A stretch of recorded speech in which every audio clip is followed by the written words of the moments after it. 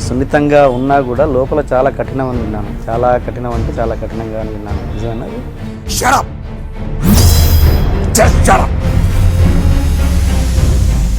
Telugu university చేసినప్పుడు మీద ఒక చిన్న అపవాదం ఉంది. క్లాస్కి రెగ్యులర్గా వచ్చేవాళ్ళు కాదని. నీకంటే ఎక్కువ కబుర్లు నేను చెప్పగలను.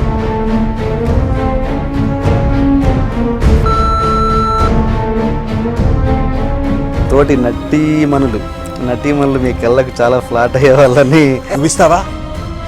హామీ నువ్విస్తావా?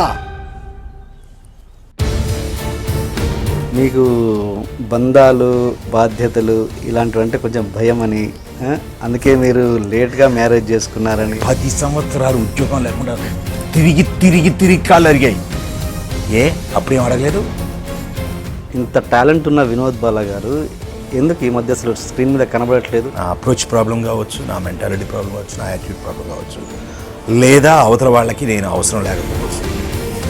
చాలామంది సీరియల్స్లో బాగా సక్సెస్ అయిన వాళ్ళు సినిమాలలో పెద్దగా సక్సెస్ కాలేకపోతున్నారు. ఎందుకంటే పవర్ అండి, ఈగో ప్రాబ్లమ్స్. గుణశేఖర్ గారు కూడా బిగినింగ్లో మీరు చాలా క్లోజ్ అని, మీ రూమ్లోనే గుణశేఖర్ గారు చాలా స్పెండ్ చేసేవాళ్ళని. అంటే ఒకసారి యాటిట్యూడ్ మారిపోద్దండి వెంటనే సక్సెస్ వచ్చింది తర్వాత. శివ సినిమా ట్రయల్ షూట్ అన్నది మీ మీద తీశారని, అంటే నాగార్జున క్యారెక్టర్ మిమ్మల్ని పెట్టి తీశారని, అది ఎంతవరకు కరెక్ట్? అది నిజంగా మీకు బ్రేక్ వస్తుందని అనుకున్నారు? ఏంటి ప్రాబ్లం ఏంటి? మీరు అప్పుడు చూసిన రామ్ గోపాల్ వర్మ గారికి ఇప్పుడు చూసిన రామ్ గోపాల్ వర్మ గారికి ఏంటి తేడా? అతను తన అవసరం ఉన్నంత వరకు రన్ చేసుకుంటూ వెళ్ళిపోతాడు. ఈజ్ పక్కా బిజినెస్ మ్యాన్. ఫైనల్గా ఇండస్ట్రీ మీద మీ ఒపీనియన్ ఏంటి? కళామ సేవ చేస్తున్నావు, తల్లి సేవ చేస్తున్నావు, ఎనుటి మాటలు.